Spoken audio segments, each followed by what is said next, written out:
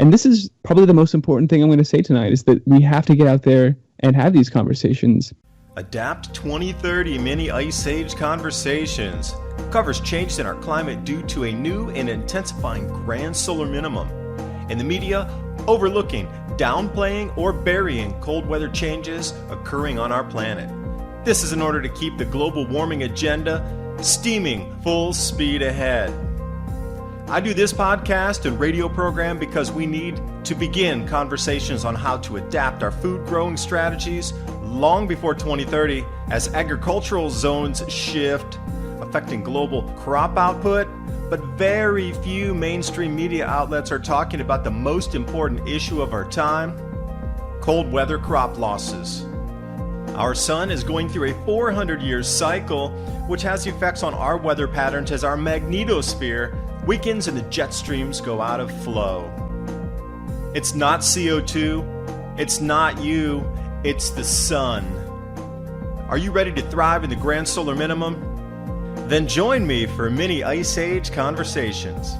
I'm your host, David DuByne.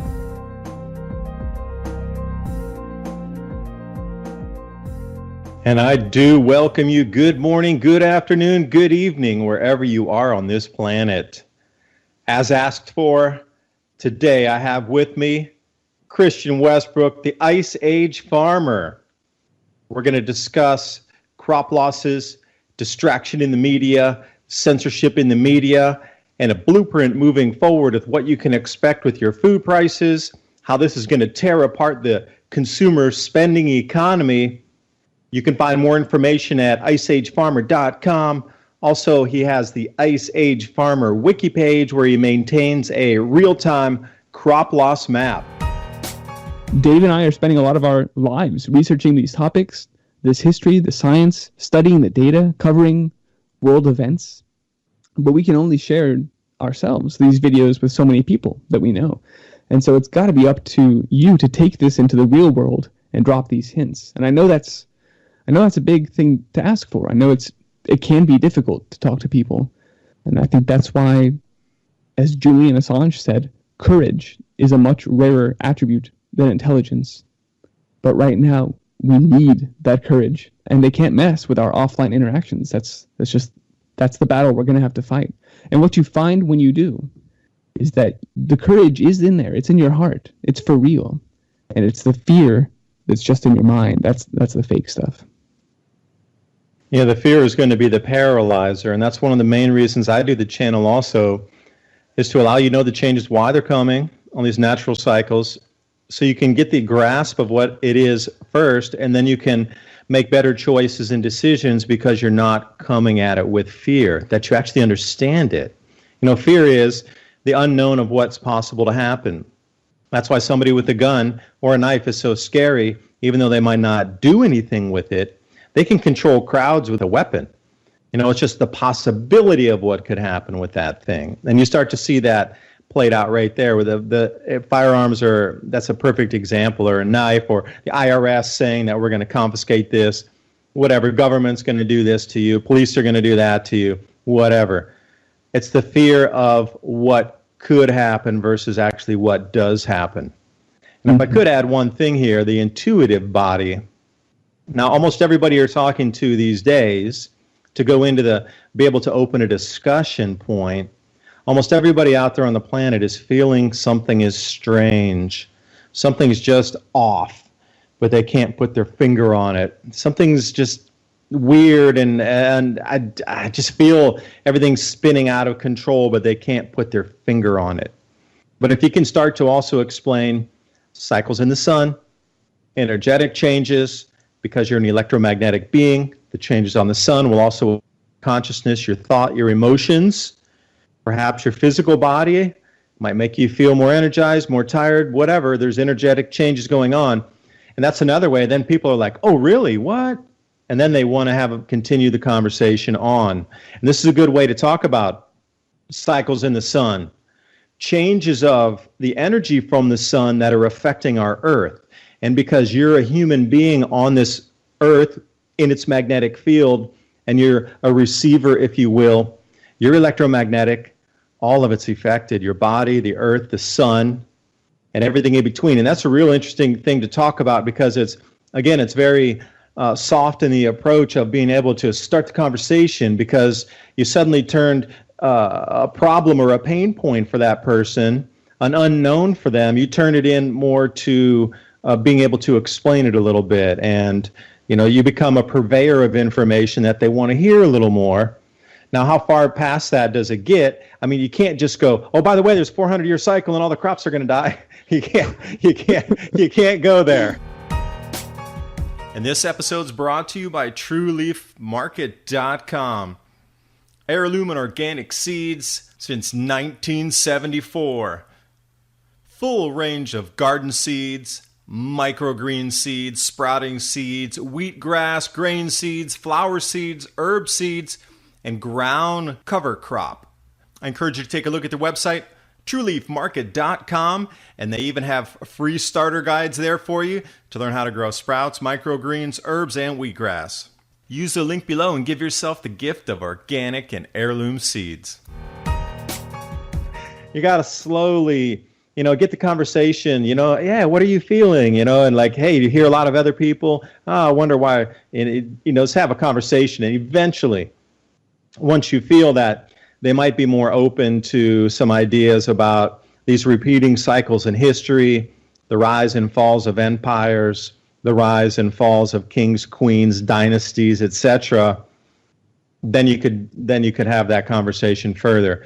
But a good way is to leave it at that neutral thing, just about the changes that everybody's feeling globally, and try to give a little explanation into it. Yeah, well said. The way I've said that before is you can only meet someone as deep as they're willing to meet themselves. And so there you just have to leave it there for that person. More broadly, I've thought about this a lot. And I think what we really need to work on is effectively moving. In fact, just looking at the way that the MAGA movement and the whole Trump phenomenon took over the Republican Party, and then has every day, it's progressively shifted the Overton window. It's moved the acceptable discourse gradually. It was only a few days ago that Trump came out and said, I'm a nationalist, right? Which I think is unthinkable just very recently. And we keep seeing these things where we would never have imagined, even very recently, that what's happening today could ever happen. But just as they moved what was acceptable to talk about there, and now they're talking about nationalists versus globalism, which is actually some real language. There's power in using the real language to describing what's going on, and that helps people massively. That helps people wake up. So we need to do, and this is one of the things I charge us with, the same thing with the highly politicized false climate dialogue. And the problem is people just stop before they ask, if it's not global warming, then what is causing these storms? What is causing these crop losses? And we have to be there, and we really have to work to inject that third option, the natural cycles, and we're facing a grand solar minimum, into the alternative media while it's still there. We need to leverage that as long as we can, and push that out there. The sun drives the climate. We're dropping off a cliff. The urgency cannot be overstated. The solutions are not the insane things that we hear suggested by the establishment, like geoengineering, but it's instead really focusing on becoming empowered individuals and moving away from that system that wants you to be dependent on it, growing your own food, taking these steps. Yeah, now keep in mind also, if you start growing your own food, the current powers that be will only allow you to get to a certain level of largeness before they'll come in and close you down, because then you become a threat at that point. If you're a local person in your house and you turn your entire backyard of 2 acres or 1 acre, half acre, however big it is, into a full-on grow plot, and you have enough to go to a farmer's market, fine. You're supplying your family. But if you have a backyard that has 5 acres and you turn that into a full-on 5-acre productive, like Curtis Stone does on that very small amount of land that he has, imagine if that was 5 acres and not the smaller plots that he's working with. At that point, there's a lot of eyes on you as to, wait a second, this person is now, going outside the bounds of just self-sufficiency for the family. They're becoming a major producer in themselves, and then they try to put all these regulations on you. And if you have anything to do with milk or goats or even a cow, if you're producing raw milk, FBI, whatever, they have SWAT teams come in and raid farms because they're producing raw milk on a co-opt cow, where I can't afford a whole cow, and Christian, you can't probably, but a farmer can. And if 30 people chip in for the feed for the cow, we can go ahead and get the milk from the cow collectively, and you can get your own raw milk. Well, the babysitter seems that that's not allowed, and they'll come in and whisk away these farms. So when people get to a certain level of self-sufficiency, they start spreading the message to others, and they get communities, coordinated around their self-sufficiency. It seems that the boot heel comes down on so many of these operations that are getting to that point where what we're talking about, getting the message out, getting the community together, getting that to spread, and bam, it seems to get erased as soon as you reach this critical level. And I don't have an exact needle gauge where that level is, but let's say it's enough when you're producing and selling to farmers market and running courses and being able to bring community together. You seen the same thing out in California? Well, definitely everywhere. The front yards that have been ripped out in Florida because the local city government there said this has to be grass. You can't be growing food there, which is just the most insane regulations ever. It's like a giant homeowners association. The entire city, no one would ever in their right mind buy into that kind of a thing. The good thing about what you said is, and I want to pull this out and highlight it, is that you can create abundance on a very small plot of land like Curtis Stone and plenty of other urban farmers and permaculture practitioners do. And so that's something to take to the bank and just feel good about. And then, yeah, I will acknowledge that there is a risk. I mean, that's just where we are now. There is a risk that there's a giant elephant-like bureaucracy stumbling around above us and hopefully losing his balance and falling over at some point. And we do have to do our not to let him step on us in the meantime. That's just the way it is right now. I think a lot of that has to do more with the bureaucracy trying to justify itself, give itself a reason for being, and even the optics around discouraging other people from starting, because if we did, then the government would just start us down too. So that's why I'm quick to point out that we should not let that keep us from doing it, because that's possibly one of the reasons they did that in the first place, is to have that quieting effect and discourage people from trying to take those steps in the first place. And if you give in to that, then they win. Totally agree on that. Yeah. So think about this.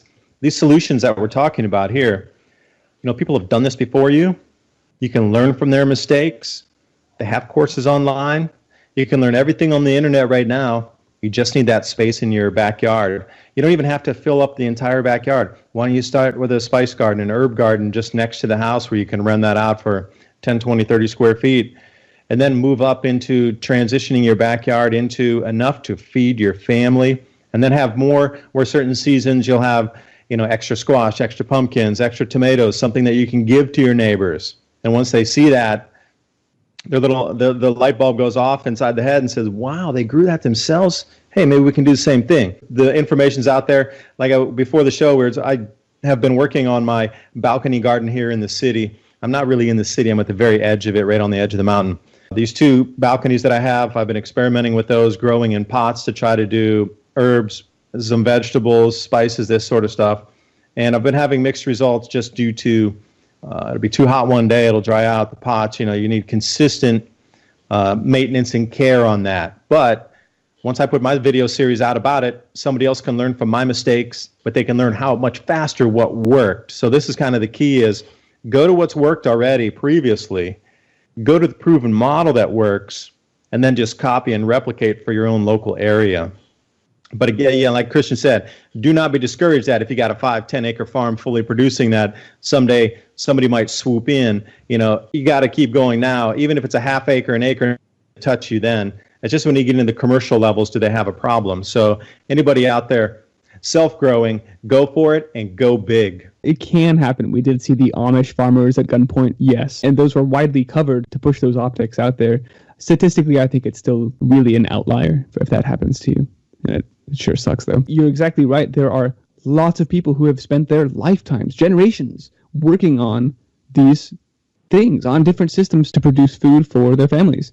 And I mean, indeed, most of humanity was doing this for all of our existence. So you can look at the great work people are doing out there. Permaculture circles are full of people applying those principles to whatever environment they're in. And so you can find people who are in an environment like yours and have, literally they're just years ahead of you in terms of trying, well, let's do a raised bed. Let's try a sunken bed. Let's try a mulch pit. Let's try these grid of trees and see if they're going to grow together. We'll try these companioning here. It doesn't look like they companion here as well as they did where I lived before. And these things do change. And that's one of the things, actually, side note, Dave, I was going to recommend you check out wicking beds because those will help your containers.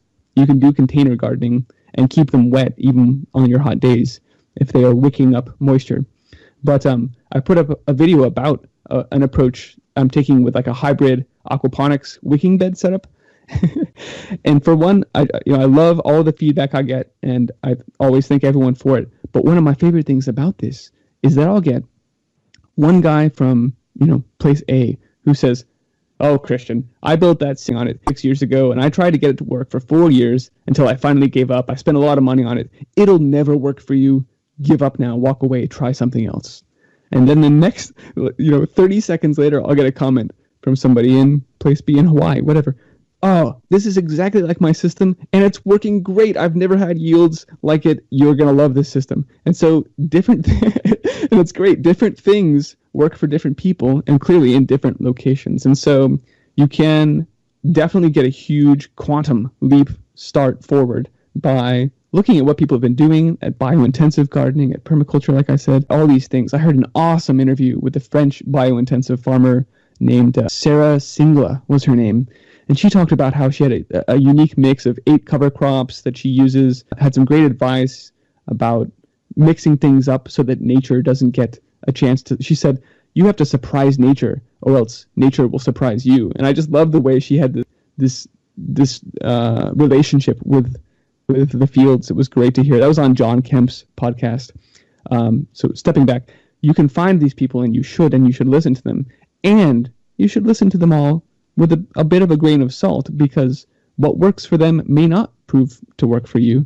But just go at it with a good attitude and throw a lot. I would also add, you got to diversify these efforts. And it's funny that it's completely intuitive, it seems like, to most people about their portfolios. If you're talking about money management, well, diversification, right? I don't want to hold all my money in cash under my mattress. I should probably buy some of this or some of that. There was like a traditional way of thinking about money management that emphasized diversification. And that same principle we need to graft onto your food production, it's even more important, right? If I'm trying to make sure my family has food, then I better be doing it in a few different ways so that if one of them doesn't pan out this season, that I've still got enough food coming in. And so I would encourage people to try, growing in whatever capacity you can, put a grow light under your bed. And that sounds ridiculous. I actually realized as I was saying that I did, the very first grow light I put was under a sink when I had a little apartment in San Francisco. It was under a bathroom sink, and I started growing sprouts there. So that sounds ridiculous, and maybe it is, but that's where I was, and that's the resources and the space that I had available, and that's how I started growing, and that's great. I would encourage anyone to do it. All of that builds your experience base and your knowledge base, and grows more food, which is the point. Yeah, and there's some outliers here I wanted to also, while you were talking about, I was writing a couple notes here. Now, when we're talking about planting methods, harvesting after you harvest, when I watch Curtis Stone's stuff, I'm a fan of his. He says 20% of your time's in the field, 80% of it's post-harvest. So you're going to have to be thinking about how to keep these vegetables, greens, whatever it is that you're growing, because afterward, you're going to have to be able to store that somehow or preserve it somehow so you can consume it later, whether it be drying it, powderizing it, freeze drying it, whatever it is. You're going to have to do something with it afterward, because, an acre, my grandparents had an acre, and we used to go out there every summer and help them. And I tell you what, an acre is an enormous amount of food, so you're going to have baskets of stuff laying there. What are you going to do with it? You're going to have to think about storage and preservation of it. That's another thing to add in. But these planting, I want to come back to the planting here and some off stuff with energy. And since I have been talking about our need moving forward in this new society that we're entering as our global grain production starts to be reduced in yield, your food prices are going to skyrocket. And I mean skyrocket, not just doubling or tripling, something like 5 or 10 times higher by 2020 at the very least. TrueLeafMarket.com. I really want to talk about growing your own food, which will be a necessity moving forward. They've been around since 1974, heirloom and organic seeds. Since I've started talking about them in my videos, I have a lot of people write and say that they've previously ordered, that they know the owner, having great results, good customer service. They quite enjoyed the seed quality as well. And there's so many ways that we can go about growing different types of vegetables that we're going to need. Microgreens are incredibly nutritious. They're super fast to grow. In less than a week, you can have something that you can eat. And we know the benefits of microgreens. All you have to do is use a search engine and look up vitamin, mineral, nutrient content of microgreens. You'll be shocked. Also, sprouts. We can get those a little bit taller, a little more dense, a little bit larger volume on the vegetation mass coming off of there. So how do you know what kind of sprouts to grow? How about wheatgrass or herbs? What about different types of herbs that we can add to our foods? Now, what I just described to you, there's a full range of starter guides there at TrueLeafMarket.com for you to take a look at. Even if it's just for your own knowledge and you don't purchase something from them, at least get the information so you know how to grow microgreens, you know how to grow sprouts, you understand what some of the herbs are for. And not only that, they have wheatgrass and grain seeds. So when I'm talking about grain growing regions going offline, we just need to look back in history and see where across the planet there was difficulty growing grains when this grand solar minimum intensified and the jet stream started wandering just like they're doing today due to a decreased magnetosphere that does not hold our jet streams locked in their traditional flows. Grains are one thing, herb seeds are another, cover crops, something different, but whatever you do, organic seeds are going to be a necessity because you can save those seeds and then grow them GMO in the next season, which you unequivocally cannot do with GMO. TrueLeafMarket.com. Use the link below and give yourself the gift of organic and heirloom seeds. The Fukuoka method, this is from Japan. It's a different style of planting comparatively to what we're used to of, getting beds and putting the seeds. This is a more natural way of waiting for lightning storms and heavy rain and then throwing the seeds out. And then also Findhorn. This is a place, you got to look for this. I think it's up in Ireland, Wales. Findhorn, this place where they actually go out and talk to the plants and use different energies thinking about the plants. And at the same time, if you're into electricity, you can take a look at Rife and what they did when they put some electrical charge into the seeds to try to boost the yields that are coming out of there. And these are some more fringe types of things to look at. So think about the entire spectrum. Don't just limit yourself to the tradition of what your grandparents taught you about. You plant here, you do this. Okay, there's a ton of videos on the net. Great. But there's an entire spectrum out there of using energies to grow food. Soaking the seeds under your tongue to try to get the match for your particular DNA through the seeds, electricity into the seeds. There's so many things going on with experimentation to boost yields. You've got to explore all of it to see what really works. And then once you've started that garden, make sure to save the seeds. I was realizing that saving the seeds is actually going to be, beyond just a normal, it's very important on your homestead anyway, but I think so too now in a grand solar minimum context. This is one of the main ways that we can help other people get ready as they really realize what's going on. If we have been saving seeds that have been proven out where we are locally and are able to share those out with our community and really give them a jump start in growing their own food, then we can really improve the resilience of our community without having to force it upon them now. It's a weird way to say it, but I'm not sure if that came across. Oh, it did. And also the plants that are growing now are showing extreme signs of stress. So whatever is actually growing, it's trying to morph itself to survive in this new climate. Because when you look at the crop reports coming out from Canada to the United States to Russia and everywhere in between, even in Asia, they talk about the heads being smaller, the kernels being smaller. You talked about the potatoes being smaller. So there's all these changes that are coming with the yields themselves. These new seeds that have survived some of these changes are going to be what I would call grand solar minimum hybrid seeds, comparatively to ones that were 5 years ago thriving in perfect conditions. They for the last 30 years we've had the same grow conditions, and then suddenly it's completely flipped. It's either too cold, too wet, a combination of both. It's too dry in some places, and whatever's growing locally that has survived up to this point, those are like the super strains that have survived, and those are the ones that need to be replanted and experimented with over these next couple of years as well.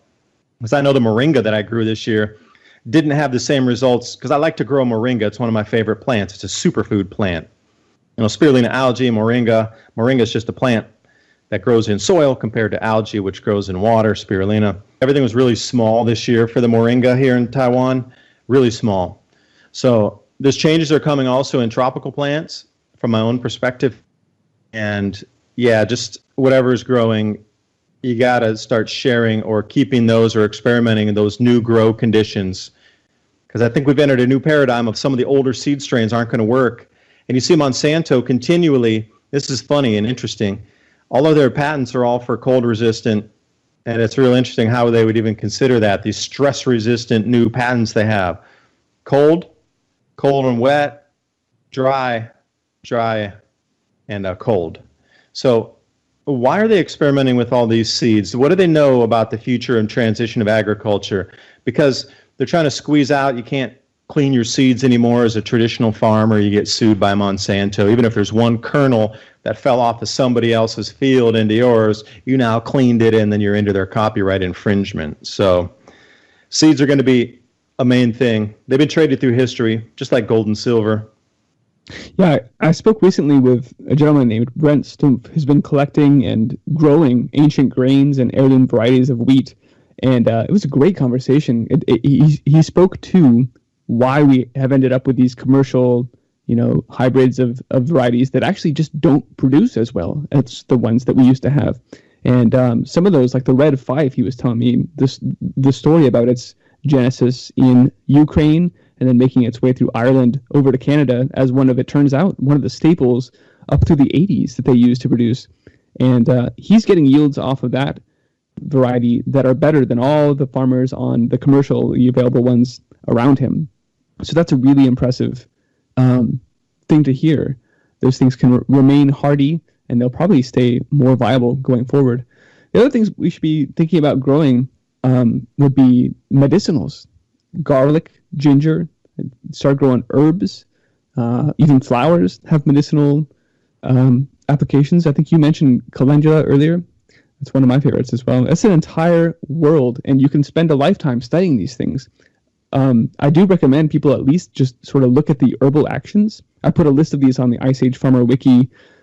Some of them are done, others aren't, but they're up there because just getting the herbal actions down gives you a vocabulary to describe and understand the effects that almost any herb or medicine or substance, period, can have on human physiology, right? So some that we might know offhand would be expectorant or a diuretic or even a laxative, right? Or some herbal actions and medical actions. It's sort of there's some overlap there that we already know of. And the goal of equipping ourselves with that lexicon is to see a piece of ginger and not just see it as a root, but we think, oh, that's medicine. That's an antiemetic. It'll get rid of nausea, and it'll calm your stomach. Or you can see a dandelion growing in the wild. You can forage for these things, right? And know, oh, not only are those delicious and nutritious, but it's also a diuretic, and dandelion is also a bit of a laxative. So this is, being able to walk around and see food and medicine just in the wild is a real skill that we should have.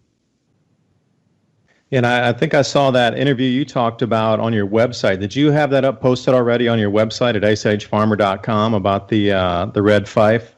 Yeah, absolutely. And the other one that was sort of in the same vein in terms of helping me realize how important the seed saving aspect is here is a conversation I had with a Hopi dry farmer, and he obviously the Hopi have been keeping these varieties of ancient corn and squashes that they've been using in the deserts of Arizona. And, both hearing the way he spoke about those practices of growing and saving the seed, as well as just the spiritual nature of the Hopi and the way they approach agriculture as It's not like something they do or a job. It's part of their life. It's part of nature. And it's a great way to hear about it. But both of these gentlemen really helped me to understand that we all need to be Ice Age seed ambassadors, age farmer at this point. We all need to be saving our seeds. We should be willing to share them. I've created I created a space in the Ice Age Farmer Forum where we can find folks who are local or nearby, or even not, if they have varieties that we can trade with them and send them, seeds in the mail. So it's something I think we should really get going. If we can prove out varieties as being hardier than the ones we can find elsewhere, then that's knowledge and possibly seeds worth sharing. And it comes back to that whole network of people sharing not only the resources physical, but as this thing moves forward, there's going to be a lot of people who are not prepared for this. And if they're not prepared, they're going to be coming looking for easy, low-hanging fruit, if you will. Now, to be able to grow something, that is a skill set.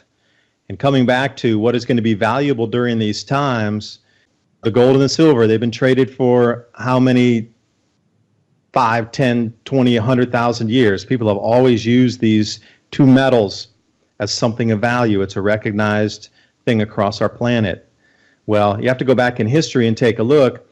The physical things that you can trade, would have been tools, seeds, medicine. These are all the things that are tradables because they can save your life in addition to the food itself. But there's a whole nother aspect to that. That is the skill. And the seeds, they're great, but if you don't know how to grow them, then they're worthless, basically. So the skill sets need to be developed in tandem with the physicals that you're able to get and trade and hold on to. Are you able to grow that? Keep it disease-free? Are you able to intercrop it? And then are you able to process it at the end and then get it usable for some that then you could send that final product? You talked about, let's say, flower medicines, like marigolds or any comfrey, whatever it could be that you could use as a medicine for a flower. Can you send that to another place? Because in the end here, we're going to really we're going to have to go back to sort of a pioneering lifestyle and be more, tradable within our community. Now, will we trade across states as we do now? Will we trade internationally as we do now? I'll say yes, but it's going to be at a much, much, much more reduced level internationally. I think we're going to have to come more local. And as we move forward, that's going to shrink even further. But if there's a network out there, great, you can still get the seeds. But you also need to learn your skill sets around everything else that accompanies it. Water filtration, where's your local water source? If I turn off your taps to your house, can you still go find water? And I'm not talking about walking to your neighbor's house. You got to find it somewhere in nature. So these are all the things that need to be developed at the same time. This video is brought to you by our friends at TrueLeafMarket.com. Heirloom and organic seeds for any grow zone on our planet.